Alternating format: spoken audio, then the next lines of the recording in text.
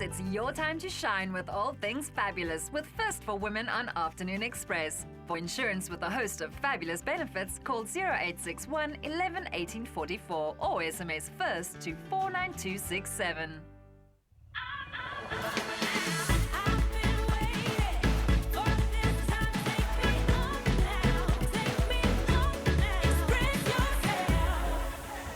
Good afternoon, South Africa, and welcome to Afternoon Express. Happy Wednesday. I'm Bonnie Mbuli. We're midway through the week, and today we have some amazing guests lined up for you. I'm so excited to announce that one of my all-time musical heroes is in our loft today. It's legendary Grammy Award-winning British songstress Joan Armatrading, and she's in South Africa on her last major world tour. This is a once-in-a-lifetime opportunity, so make sure you stay tuned. In case you were wondering, no, I'm not alone. Danilo's in the kitchen with another legend. Yes, good afternoon, South Africa, and welcome to the middle of your week. It is a good day to be alive. Joining us in the loft today is radio legend Bob Mabena. Now, you've been in this industry longer than I have been alive, and I'm giving away my age here, but it's only by 1 year. Oh, that 1 year is okay. We can live 12 months. That's cool. Looking forward to catching up with him about his career and what all the amazing work that he's been up to. And also joining us in the kitchen today is none other than Hannah Lurie. Welcome back to the loft, Hannah. Thanks for having me. I feel inappropriately dressed today because I'm kind of like out of like a Grease film in my super white and super tight black pants. And apparently you're making something that's Italian inspired, so I kind of missed the memo. Oh no, yeah, we're making lemon and caper chicken today, so you'll be okay. We'll fit right in. Yummy. Looking forward to that. You, South Africa, can cook along with us. www.afternoonexpress.co.za. The recipe and shopping list is available for you over there. You can take all these recipes, cook with us at home, and make sure you get it 100% right for your guests. Otherwise, 083-913-3728 is the number to dial if you want to get hold of us on the show today. Facebook and Twitter. Our Twitter handle is @AfternoonChat, and everywhere you go, make sure you use the hashtag Afternoon Express. But right now, standing by on our couch is an absolute legend. Indeed. Thank you, Danilo. We're deeply honored to have joining us today one of the most iconic female musicians in the world. Her career spans over more than 4 decades, including the release of 20 albums and 3 Grammy nominations. She joins us today on the South African leg of her last major world tour. It's an absolute privilege to have on our couch the legendary Joan Armatrading. Thank you very much. Please excuse me if this whole interview is one long groupie moment. South Africans love you. Your music is the soundtrack to my childhood. And what are some of the things that you remember about South Africa? Because this is your second time back. I think it's actually more than my second time. But I remember when I came to South Africa the first time, which is when Mr. Mandela was released, and I was doing some concerts, and I was shocked when I went through the airport and there were so many people there to see me, and the kind of reception that I got. I was like completely blown away by it. It was wonderful, because I didn't really realize that people had taken to my music in quite the way that it seems to be. I know, we definitely have. We definitely have. You're on your last major world tour now, and your South African shows are fully booked out, and you've had to do more due to popular demand. What does that feel like? Yeah, it feels great. I just need to let people know that it's not that I'm retiring. Okay. This is not a retirement tour. It doesn't mean that I'll never tour again, but my tours are very long. Right. I'm 64 now, and I'll be 65 by the time the tour ends. Wow. I don't want to be on the road for 18 months or however long after that age. Right. So from after this tour, all the touring that I do will be short. A month at the most. Okay. But of course, I would never stop writing. Yes, of I'm course. a songwriter. Why would I stop writing? I'd be an idiot. Speaking of writing, your songs are very expository, and they tell a lot about you. I'm thinking of some expository. Oh, okay, right. Yeah. I'm thinking of songs like "I'm Lucky," "Willow." Do you have any moments of self-censoring when you're writing? Yes, obviously. I mean, I don't want to give everything of myself away. So in actual fact, most of the songs are written about somebody else from observation and looking at to see. But yes, if I write a song like I'm Lucky, that's definitely me. That's how I feel. Yeah. And Blessed, you can kind of tell the songs are about me. They tend to be things that are saying thank you very much. But most of the songs, you know, there's a song that I know is very popular in South Africa called More Than One Kind of Love. Yes, definitely. And when I wrote that song because there was a friend of mine who fell in love, and then because she'd fallen in love, gave up all her friends, even her best friend. And her best friend was really seriously sad. But in the end, this chap that she'd given up everything for, didn't work out. And now she had to go back to all these relationships. Yeah, but then at the point, because of the way it was all done, it wasn't going to work. Yeah. So, you know, you have to remember that when you fall in love, you've got to keep hold of these other friends. Yes, and you of need them, course. even if it's all going well, you need them Yeah. just to go and hang out with, you know. And we all tend to make those mistakes more when we're young. Mm-hmm. Yeah. Although she wasn't that young. She wasn't that young? No. Oh, oops. Speaking about songs and what they're about, what is Drop the Pilot about? Drop the Pilot. That's probably the most asked question. Really? What is Drop the Pilot? Drop the Pilot it's really just saying, you know, don't go out with that person, come out with me. I could have said, don't go out you with that could have, person, yeah. but it's not so kind of intriguing, is No. it?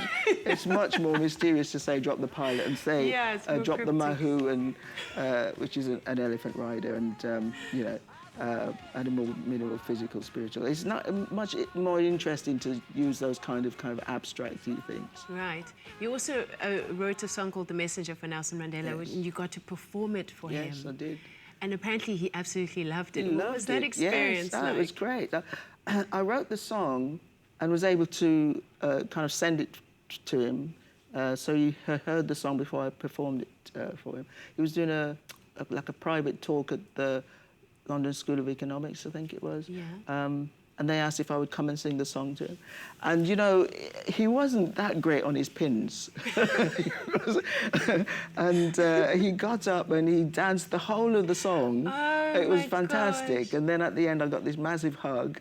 And I did it with a choir called the Kingdom Choir, a great choir in the UK. And it was just such a special day. And when I used to be president of Women of the Year in the UK, I was that for 5 years. But after one of the dinners, it was the day before that I'd sung the song to him. And so the person came to the Women of the Year and she said, Mr. Mandela came to do a speech for us the day after you sang that song for him, and that's all he talked about. He talked about the song in the I performance. know, that was fantastic. Yeah, I mean, that must have been a profound moment. Yeah, Any it's other great. profound moments that stand out for you throughout your career, which has been quite long? They kind of all, I mean, again, that's a question I get asked very, very often. What's the most special gig or what's the most special place? And I'm very truthful when I say this, they tend to all be very special. Yes. Because when you go from show to show, you have no idea when you finish the song if people will applaud. Right. You know, so it feels very special to me when I finish the song that they Yeah, applaud. yeah. And it feels very special that they turn up. Because, well, you know, they might not Yeah. turn up. Yeah. You know, so I'm very happy, and it all feels great. I love to do festivals. I love to do small shows, big shows. You know, play South Africa, play Australia, wherever. It's a really nice thing to do. And what other job, when you finish doing this thing, everybody bursts into Immediately, applause. it's instant It's gratification. instant. Right? You imagine the plumber coming round and you're fixing your tap and you suddenly Everybody's do happy. that. You came from humble beginnings in the West Indies, and that's something that resonates with a lot of young South Africans. What would you say are the things that kept you going in your younger, tougher years? Because the young years are really tough, especially in a career like yours. I was a little bit blinkered, actually. Yeah? I think that's, you know, I wasn't really thinking about anything other than writing songs. Wow. I wasn't even thinking about being famous. That really didn't come into my head. I just wanted to write the songs and I wanted people to hear the songs. So that's what I did, and I was like that. And I would be invited out and I would say, no, sorry, I'm writing. And people thought I was strange because I would always be doing that. But I was pretty obsessed. So I think if you're, you know, if it's something that's a real passion, you just keep going. It's the same as my first guitar was a nameless guitar. The neck was huge, and I started playing when I was probably 13, 14. Okay. And I've still got that guitar, and it's still massive. got it. Wow. And I'm thinking, well, you know, as a young person, to get my hands around that guitar, I must have been really determined. Yeah, and it's obviously great training. Yeah. Joan, I absolutely love chatting to you. I could chat to you all day, but for now we have to take a break. Join us after the break because we chat to Bob Mabena, and Joan stays with us in the loft. Don't go away. Express yourself. Express yourself. Welcome back to the kitchen here on Afternoon Express. So don't forget our recipes are available on our website as well as our Facebook page. And today we're making an Italian-inspired chicken in an incredible sauce. Hannah Lurie, I'm very excited about this recipe because I think this is one that you can make any time of the year and it's awesome. Yes, it's very delicious. It's definitely my go-to dish when I'm having people over or just want something comforting. Awesome. So what we're going to do to begin is we're going to put some oil in the pan. I think that's a good place to start. Yes, always heat up your oil. That's a great idea. And then I've just got the butterfly chicken from Woolies just because it's easier. And then I always like to coat my chicken in flour and seasoning just to give it a nice crust. Yeah, what is the point of that? Because I've seen a lot of chefs do that. They do coat it very lightly in some flour. What are some of the benefits? Well, for me, I find that it adds like a little bit more flavour and a nice little crunch when you bite into it. Especially if you're going to be putting in a sauce, you don't really want it to get too dry and soggy. So it's not like making a, like a crumb chicken. It's just something to coat it. No, it's definitely not a crumb chicken. It's just something to enhance the flavours. Cool. So what can I help with? So to begin, we're going to make season our flour. So I'll just do that quick sticks. And if you don't mind, just take those out of the packaging. That would be great. It's really nice because they've got a little bit of fresh thyme in them, and thyme and chicken and lemon. I see that. What a cool addition. Yes, definitely. So as I'm doing this, free-range breast too. Exactly, it's very important. Well, for me, to have free-range chicken. I just realised what I said there, and I'm going to pretend like I didn't say that. Well, I thought I'd already done that for you by pretending that you didn't know that part of it. We'll move on swiftly, So if you don't mind just to coat those in there for me, just make sure that you don't put too much on there. You don't really want to give it the whole crumb thing that we're so talking just something about. so simple like that. Yeah, just like that, and then we can just shake off some of the excess flour. Okay, cool. I'll do the rest. So, we can swap sides here. Perfect. So you're already like a well-oiled machine. I okay, know. cool. So I love now the your kitchen. pan's going to be like medium hot, and we're just going to put it in there and hear a nice little sizzle. We don't want it to be too hot because otherwise the outside's going to get too golden and then the inside's going to still be raw. But that'll go in there for about 3 minutes. Yeah. So should we just put it in? Yeah, Should let's we put just 2 in do a time? I don't want to overcrowd the pan. Yeah, because if there is any liquid that's going to come out of it, then it's just going to boil as opposed to cook. So what are we going to serve these chicken breasts with? So this chicken breast is after it's been nicely browned. Here's a cloth for you. It always gets nice and messy in the kitchen. So now we're going to make the lemon and caper sauce that we were talking about earlier. Amazing. So this is what really gives the chicken like this beautiful flavors and like just takes it up a notch just from normal everyday pan-fried chicken. I'm assuming because I'm always the slave in the kitchen, I'll be doing a lot of the handing over to the chef. So let's do a little quick dance that I can swap sides. Swap sides. Well, clearly you've had enough practice with that. There we go. Okay. So what can I do here? So if you don't mind to give the garlic a little bit of a bash for me to start off with. You've left your skins on, I see, in here. Yes, it's just easier. I mean, it's going to take you a whole lot of time to take those skins off, so you can just give them a bit of a pounding. Cool. We'll just make sure our pan's nice and warm. Why don't you chop your garlic? Well, if you crush it, it actually releases quite a lot of the natural flavors, like a little bit more than chopping it up. Also, obviously you can chop it, but the flavor becomes a little stronger, where this is like, well, as you can see, it's nice like that, so it keeps it a bit more natural. Okay, I see. So you just keep it nice So and if you thick. don't mind to add about a teaspoon of some of the butter into the pot. Yeah. So about a teaspoon. It's kind of like butter. basil. If you bash it a bit, then the about natural okay? flavors. Yeah, that's stunning. Actually, let's put another one in for good measure. I know. Never go wrong with you, butter. Yeah, TV. You know, I'm a don't want a lot of butter, but I had somebody yesterday obviously tweet into the show to say Dan loves the kitchen so much one day he's going to end up like an Oompa Loompa. Not an Oompa Loompa, you call it Humpty Dumpty. no breaks. So I've got no breaks. I'm just going to go for it, eh? Own it. I don't mind. More butter, the better. Yeah, so we just added a little bit of oil just to keep the butter from burning. Okay. And then here goes our garlic. And if you don't mind, get the shallots that we cut up earlier. Oh, shallots. Can you use onions? Yes, you can. But shallots is nice if you can get your hands on them. They're like a little bit sweeter than your everyday onions. So it definitely adds a nice contrast to the like acidity of the lemon and the saltiness of the caper later. Lovely. So the essential part of this is just to like make sure that it goes nice and translucent. Okay. Because if you cook it too fast, then it kind of gets a burnt flavor, which Yeah. we're not after. You don't want your onions to almost brown. You want them to, Yes. I don't know what the word is. They They go translucent and Okay. soften. Colour. So as soon as they Okay. go kind of see-through, then you know that it's ready. fantastic. Yeah. Cool. So this what else can I one- do in the meantime to help you with this? I think... Is that it? Well, not yet. Just... I want those to reduce for a bit. Let's just put a little bit of olive oil in here, and then I'll give you the tongs, and you can turn these guys over. Cool. But I know later on we'll be adding a bit of stock and things, so don't forget, if you haven't got the recipe yet, go to our website, www.afternoonexpress.co.za. The recipe is available for you over there. We'll show you how to finish reducing the sauce, and we'll show you how to put the whole thing together a little later on in the show. But right now, we do have a very special guest on the couch, Bob Mabena. Thank you, Danilo. He's no stranger to both radio and television. With 25 years in the radio business, he started at Radio Bop in 1988, where he presented the afternoon and breakfast shows. He's also worked at Metro FM, and he's presented shows on SABC TV. He's currently the managing director of Endow Media, and over and above that, he's the only person in South Africa who's won the top awards in radio, television, and music production. Joining us on our couch is Bob Mabena. Wow, what an impressive CV. Thank you very much. Thank you. Awesome. So we asked some of our viewers if they had questions for you. Yeah. And a lot of their questions are similar to the ones I was going to ask you. So let's hear what some of them had to say. Budumelo Sefolo asked, how do you keep up with the changes in the industry? Because radio is now not the same as 20 years ago. And then Vukosi Mashele asked, how did he manage to sustain such a lengthy career in the highly competitive radio industry? Another one, Nati Butelezi, is asking, doing the same thing for 26 years can make you either arrogant or bored. What inspires him to continue? Wow, what a mouthful. That's like half the interview done. It is.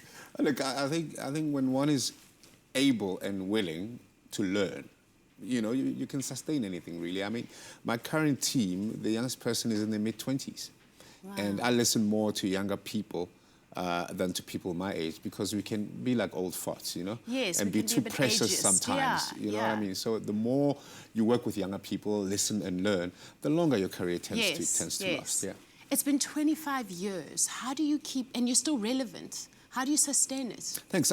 It's reinvention and change, and Yes. being able to sit back and look at what's happening, Look, I mean, I think it took me until last year to start using Instagram. Really? Only last year. Fortunately, I have young, very vibrant kids who Yes. are, my kids straddle between the arts and academia. And one So of I'm- your kids is a writer. Yes, He yes, wrote a he's sci-fi published. book. He's Yes. 18, and he wrote a wonderful Imagine being sci-fi book based in published at Sandton. Oh my gosh, imagine being published at 18. Yeah, he worked very hard on it, and his mom and I, we pushed him and made sure that he knew the value of hard work. It wasn't just, oh, my mom is connected, my dad is connected. He did it all by himself on a BlackBerry nogal. Wow, It that was is so incredible. impressive. You must be so proud of him. Very, very proud of him. Yeah. Very proud of him. How do you feel that radio has changed both positively and negatively over the past 20 years? Had you asked me this question about a year ago, I would have looked at the negative.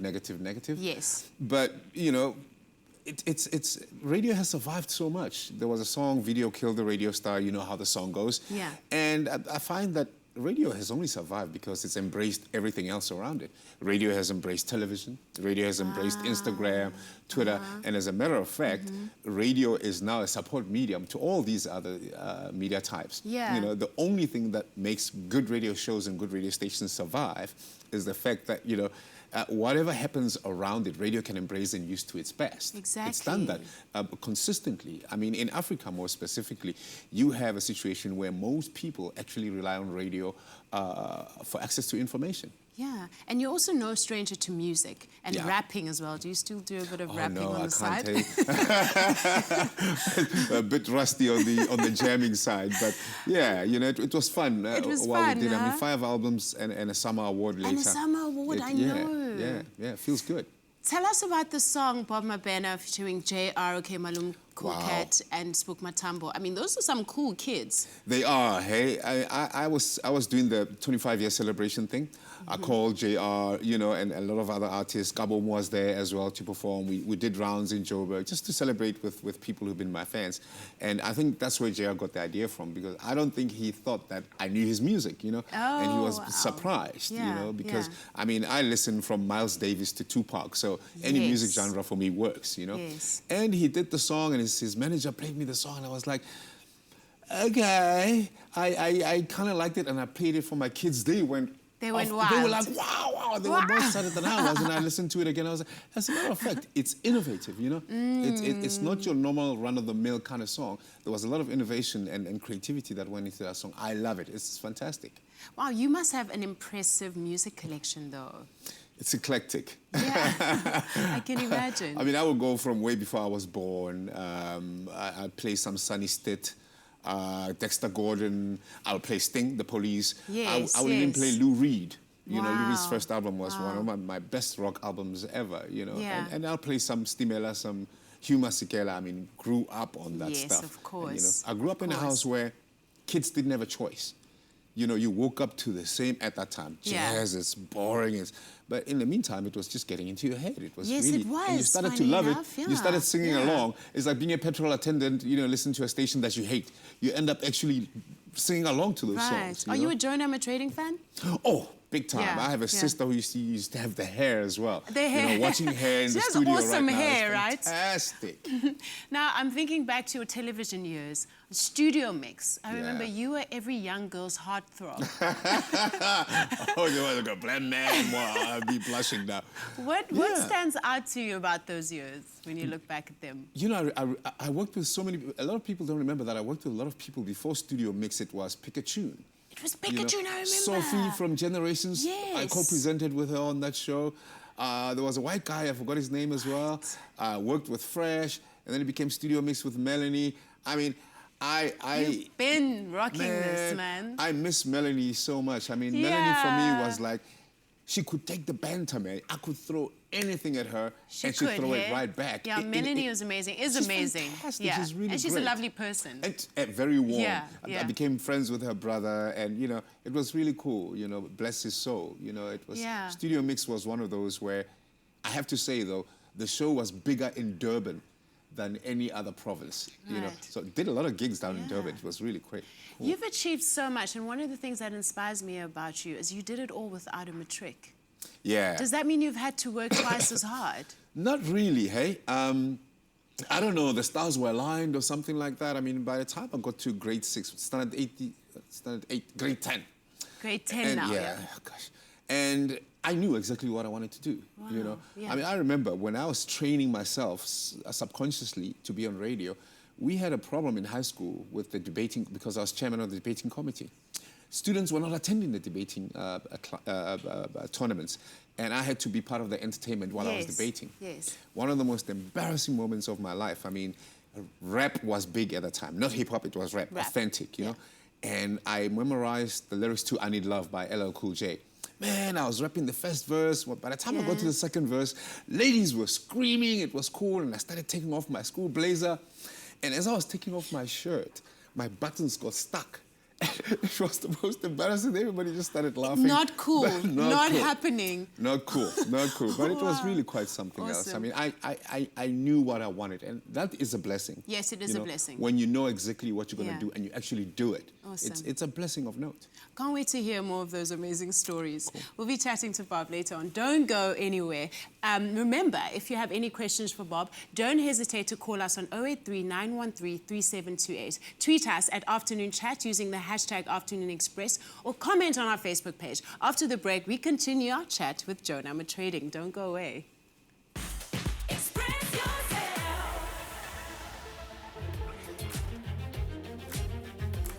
South Africa, are you with us? Express yourself. Welcome back to Afternoon Express here on SABC 3, and we still have the amazing Joan Armatrading on the couch. Well, Joan, we asked our viewers to send in some questions, and we found a really nice one. Helen Tyers says, I've been a fan since my childhood and love the song Me, Myself and I. How did she get it right to stay true to herself?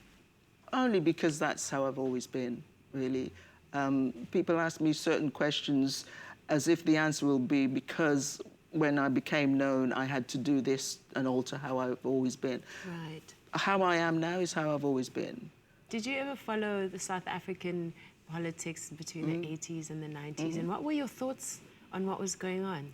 Well, as a black person, I was kind of right there with all the other black South Africans Yeah. who were appalled and completely disgusted with the Right. treatment that was being meted out. And along with all the other black South Africans and white South Africans, actually, it's because, you know, the whole change that came about didn't just happen because of a whole load of black guys or a whole load of white guys. It happened because everybody came together. Yeah. But I was definitely so desperate for this thing to change and become really the way it is. I mean, I know there are problems and I know there are issues, but it's a much better situation to be able to go and vote and to be able to go into a restaurant, sit wherever you want, go to whichever beach, you know, marry whoever you want, Yes. live on the same side as somebody that you've married. Because I think, what's the guy, Noah, the comedian? Trevor Noah. Trevor Noah. So he now talks about his parents. Yes. You know, he's got... His mother's Xhosa and his dad is Swiss. Yeah, yes. so now they've got to be on different sides of the street, or you know, they've got to walk in yeah, different places. They yeah. can't go certain places. At that point, they Yes, couldn't. yeah. Of course, now they can. Yes. But can you imagine? You love somebody so much, and all the barriers are down, but you find that society's barriers are Yeah, not down, it's and all- you can't just intermingle. You can't just go where you It's want. external, yeah. It's yeah. it's a terrible thing. yeah. But no, it's good stuff. It's good stuff. So yeah, I was kind of right there with everybody, and so it was fantastic when Mr. Mandela came out of prison. I was able to come over. It was brilliant. That's wonderful. Speaking of fantastic, it's fantastic that you ran the New York Marathon just before you turned 58. Yes. What was that like? It was a lot of fun, actually. Did you have to train for quite a while before that? Yeah, I trained, not as much as I should have because I was on tour. But I was actually doing really well with my training, and I trained all on my own, and then Right. I thought, well, I should run with somebody else at some point before this marathon. So I got into a group of about 200 people.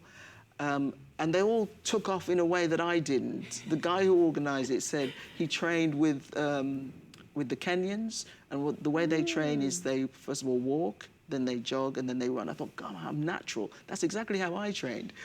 But when I went with these 200, they zoomed off, and I followed and did my knee in. Oh, So I wow. did the marathon with a dodgy knee.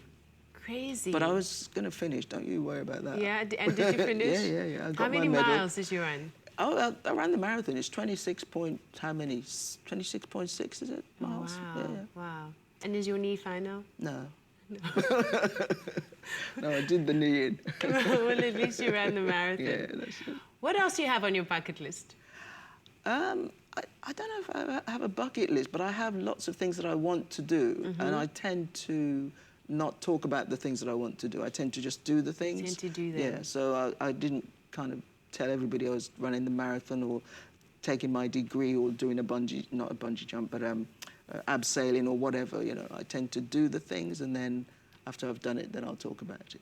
So I won't be telling you what my future plans are. Yeah, I tend to do that as Yeah. well. I do less announcing and more doing. Yeah, there you go. I'm now looking for something that I have here that is a prized possession of mine. All right. And I'm going to ask you to sign it because Right. you can't say no on national television. Quite a very special collection of mine. Impressive. don't you Very think? impressive. I'm very impressed. This one, the Joan Armatrading album, that's the album that's got. Actually, that's not the Joan Armatrading album. That Show Some Emotion. I thought for a minute it was the Joan Armatrading album because that's the one that came out in 1976, and that's the Right. album that kind of got me known. Got you known. Yeah. What do you love most about that album? It got me known. It got you known. Well, awesome. Thank you so much for chatting to us. No, my pleasure. While you get signing those, you can still Actually, catch... you did mean me to sign them. didn't Yes, you? I did Okay, mean right. for you to sign them. Oh, but by the way, before I close off, what can people expect from your show? Something from a lot of these, actually. I do this, Me, Myself, I. What's on here? And this time around, you're traveling solo. I do drop the I pilot. understand. Oh, you do drop the Yes, pilot? yeah. We're going to love that. Yeah. I do More Than One Kind of Love. Awesome, As well. awesome. So yeah, they can expect kind of those kind of songs, and then some songs that they probably have never heard or haven't heard for a long time. Oh, for a long time. Yeah. And you're traveling solo this time around without your band? Yes, this is the first time I've done a world tour on my own. Why that decision? Because I'm glutton for punishment. I thought there was something very spiritual and profound behind it all. I'm just an idiot. It's only the people who aren't idiots who actually say that they're idiots. But thank you so much for signing me. So thank you for joining us. Good luck for the rest of the tour. Thank you. Over to you, Danilo. Yes, Joan, what an honor it is to have you in the studio with us today. It really is such a pleasure having you. But for more information on Joan, don't forget to stay tuned to Afternoon Express. But now, when you're out hiking and you realize that you've passed the same dead tree for the third time and sundown is 20 minutes away, highly trained and refined dogs like Shiloh the Border Collie and Brooke the Pointer, along with the Canine Search and Rescue Association of South Africa, may be your only chance of making it home. Canine Search and Rescue Association of South Africa is a volunteer organization operating in Gauteng and the Western Cape. The dogs and their owners work with various rescue and disaster management organizations where dogs are a valuable resource in a search to find a missing person. Training is rigorous, but these dogs love their work. Brooke is turning 7 this year. She's been qualified for 3.5 years as a search and rescue dog. Brooke's a very friendly dog, very demanding. As if you're sitting still, she thinks you should be doing something for her. She'll find a toy and bring it to you. On walks, she's just like a normal German pointer. She'll run around like a crazy thing. It didn't take very long to start Brooke as a search dog. On walks, she would always want to go and find people, and our partnership was very strong. On walks, she's always focusing on me, and because she has such a very high toy drive, she'll pretty much do anything I ask in order to get that toy. The Western Cape boasts 10 magnificent dogs in their canine search and rescue team, all of various breeds and ages. Shiloh may be cute, but she's eager to work and has a keen nose. Shiloh is a 5-year-old border collie. She's been training since she was 8 weeks old. We started with basic runaways and then we moved her on pretty quickly. She caught on quite well. She's one of our rangers, so she covers a lot of distance. She's very driven, so for her it's all about finding that person, finding her toy, getting the search party with the person that is missing. She's actually quite clever in where she will not alert on people walking around. She will actually look for that person that we can't find. She's a great dog because her alerts are strong, so there's never a point where we don't think that she has found someone, and she also works very fast. Which is good for a search dog. The dogs are hard-working heroes, but it's all a game to these talented canines. Training is based on fun and positive reinforcement, so finding a victim brings a reward, a toy, a treat, or something similar. Sometimes, though, the praise for the dog must be muted in deference to grief. Our dogs need to be very agile, they've got to be extremely fit, they've got to be very confident. So all the exercises that we do with our dogs is to try and cultivate that kind of character with the dogs, or take their personalities and develop those aspects of their personality. Obviously, they have to learn from the beginning that in actual fact what they're looking for is a living scent, because our dogs do air scenting. They don't need an article to actually find the person that we're looking for. So from the very beginning when we start training the dogs, each stage has to develop that sense more accurately, so the dogs don't get trained and handed off to somebody else. The dog belongs to the owner, so it's the dog and the owner that's part of the team.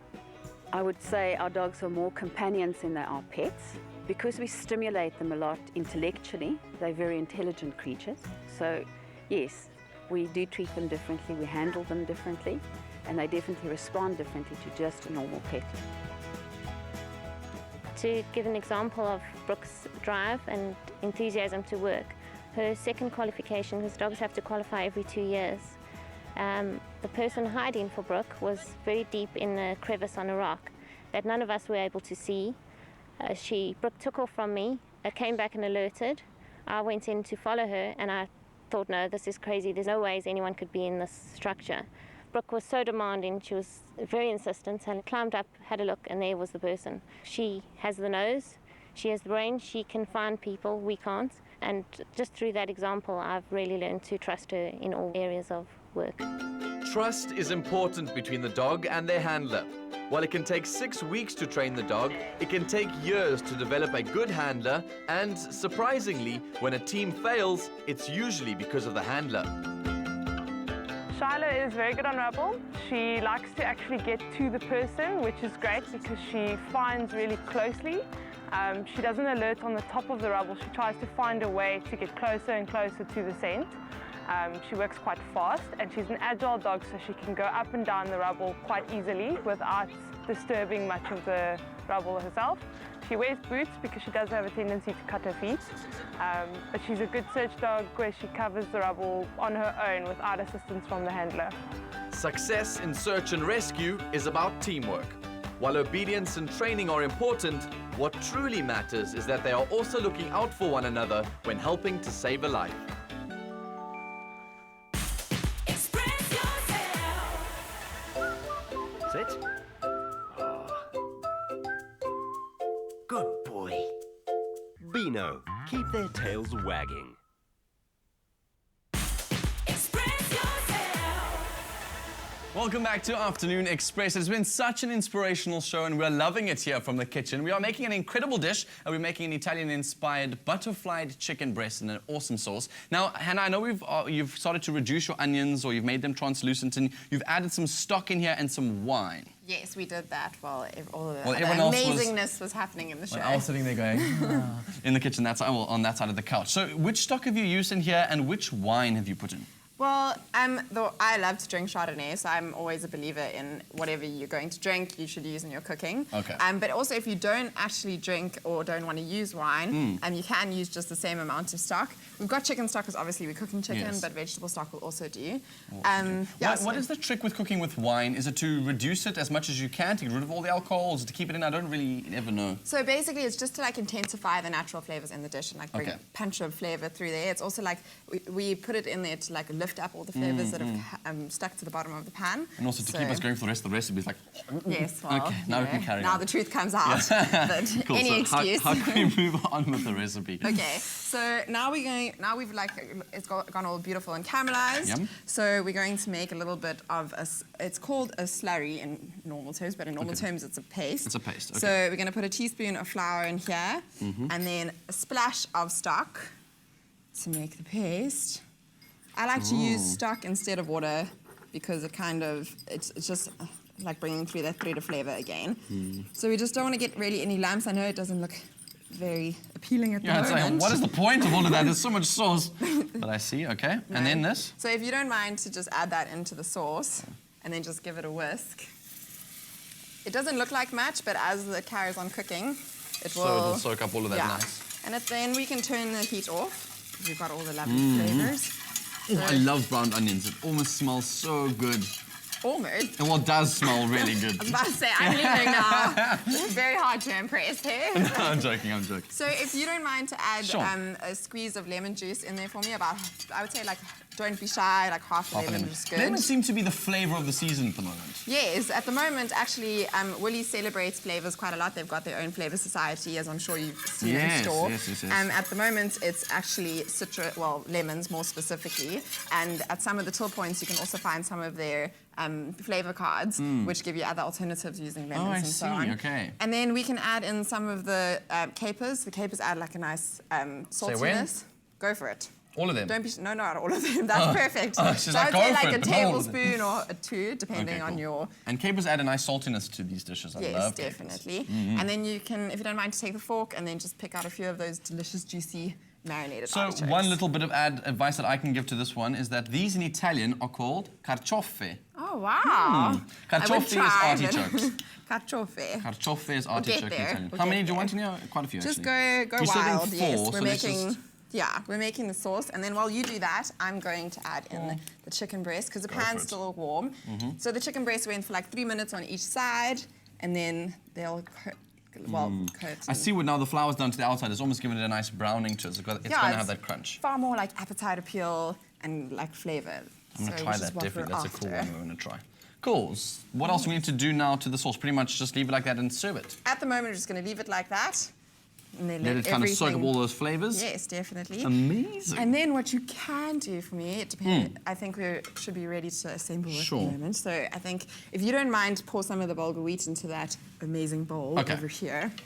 Cool. So That while I would be do this, amazing. though, I've just been told something very exciting. Okay. Okay, and I've just been told that Joan Armatrading has managed to find a piano on our set, and she's agreed to play a small little intro for one of her world-famous songs. This I cannot wait for. This is Piano Genius.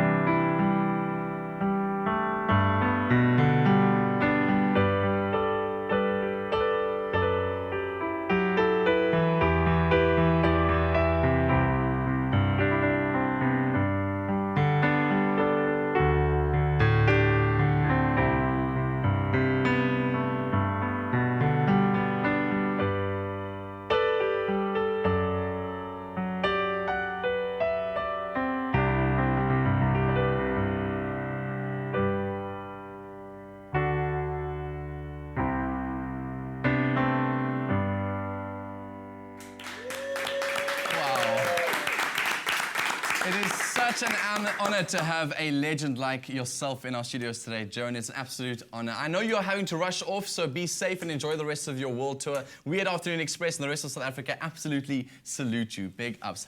Awesome performance, right? No, it was great. Weakness in Me, the lyrics in that song are really fantastic. It touches my soul in so many different ways. Another thing that touches my soul is tea. Welcome to another installment of the Fresh Pack Natural Goodness series. Dropping a bag of rooibos into a teacup and pouring over some hot water is all it takes for us to have a delicious cuppa in a matter of minutes. But what actually goes into the making of this wonderful natural product?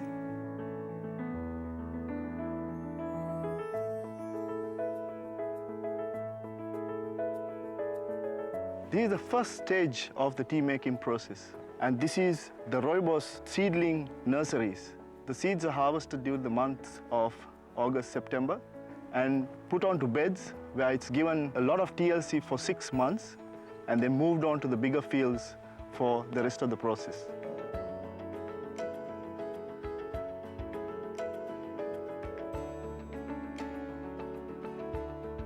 This is known as the second stage of the most prestigious life of rooibos tea.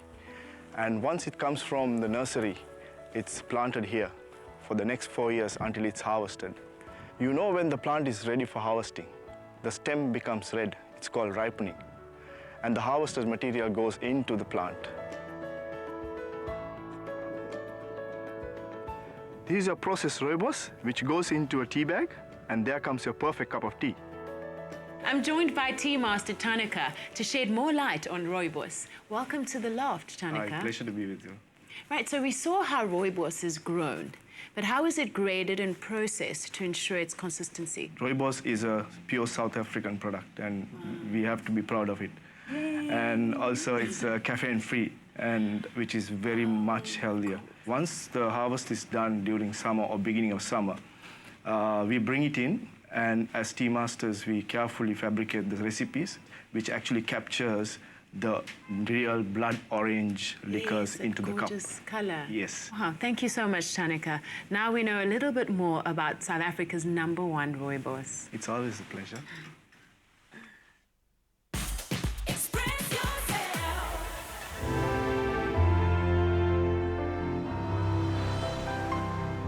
Fresh Pack. Goodness comes naturally. Express yourself. Welcome back to Afternoon Express. Now, would you love to experience a day in the life of Bonang, from seeing her in action on her radio show to hanging out with us right here in the loft? Then make sure you catch our Revlon Foundation Friday series right here on Afternoon Express and enter our competition on Twitter. Tweet us a picture of you holding your Revlon Color Stay Foundation at Afternoon Chat using hashtag Foundation Fridays, hashtag LoversOn, and you and your +1 could win an ultimate celebrity experience where you'll be treated to 24 hours of luxury Bonang style. Don't miss miss out on this once-in-a-lifetime opportunity, so get snapping. Do it right now. But this food looks incredible, Hannah. I'm so excited to tuck in. So I don't know if you mind getting involved with that. But Bob, I've just heard from our directors that apparently the phone lines have been going off the hook. Everybody loves you. And I know we have Endow from Pretoria who joins us on the line now. Endow, hello and welcome to Afternoon Express. Hi, Danila. Thank you very much. Do you have a question for Bob, apparently? Yes, I do. I wanted to know, as a veteran in radio, does he happen to mentor or have any mentorship programs that would help someone like myself who would love to learn how the industry works Beautiful on any question. level? Love the question. Bob, any mentorship programs? Yeah, she's in Pretoria, right? Yes. We normally do those at least twice a year at the State Theatre in Pretoria. And this year is particularly going to be very interesting because the Gemma Journey will have one of those going towards Durban, Cape Town. So we'll do a countrywide thing. Amazing. So do you know, make sure you get involved with that one, okay? Thanks for the call. I do know that on social media sites there were a lot of other questions around remaining relevant. It seems to be a big thing with your career. Yes. You've been in the industry, like I said, longer than I've been alive, and I'm struggling to remain relevant, and I'm a youngster. And trying to be like, what social media site should I be on now? I just don't know. How do you remain relevant, and what's next for Bob Mabena? It's a continuation of that reinvention and change thing, you know, and being able to learn all the time. There's always space to learn. The minute you think you can't learn, that's the end of it. That's you gone right there. And, you know, what I'm working on right now is just to celebrate my years in entertainment, you know. I've got a trip with my fans, the Gemma Journey, that's correct, coming through. We'll go to beautiful resorts.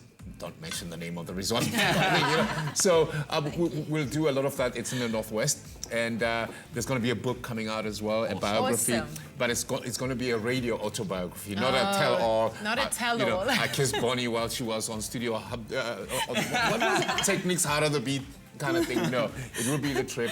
We will have... towards the end of this month. It's my birthday month, by the way, July. Amazing. Happy birthday month. Thank you. Yeah, I'm a Leo. So this meal is technically going to become a celebration for your birthday as well as for having a legendary Joan Armatrading in our studio. Thank you so much for tuning in, South Africa. Bob, thank you for joining us. Chef Hannah, thank you so much for being with us in the kitchen today. You, South Africa, have a really good evening and happy eating. Happy Bye. eating. Bye. Coming up tomorrow on Afternoon Express, fashion designer Adrian Keiter shows off his latest collection, and Alexis Chaffee-May shares tips on how you can look fabulous for any occasion. Nada. Feel Good production. Join us next time for more fabulous fun inspired by First for Women on Afternoon Express. For an insurance quote, call 0861 11 18 44 or SMS FIRST to 49267.